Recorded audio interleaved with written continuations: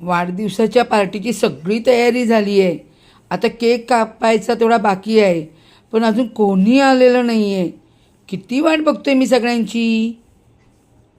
लड्डू गोपाल नाही आला, राधाकृष्ण नाही आले, विष्णू मामा लक्ष्मी मामी नाही आली.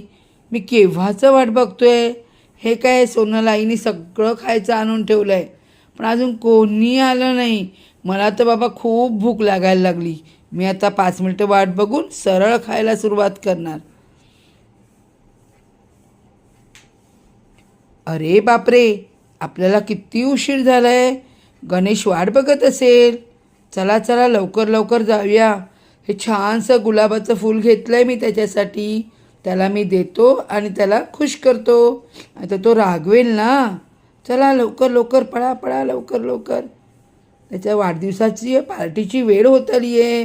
केक पण कापायचा असेल आणि त्याची सोनालाई त्याच्यासाठी काय काय खाऊ आणते बघूया तरी आम्हाला देणार आहे ते. कोण येतंय बरं. लड्डू गोपाल येतोय वाटतं. मी त्याच्याशी अगोदर बोलणारच नाही. हे गणपती, हे गणेशा, हे बघ मी आलो रे.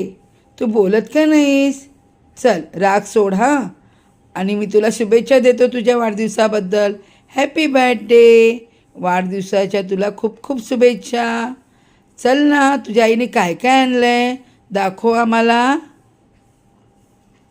हां हां दाखवतो. हे बघ, माझ्या सोनल आईने ना कॅडबरी, बिस्किट, अक्रोड, परत हे मनुके, चकली, कुरकुरे, चिवडा, शेव सगळं आणलं आहे.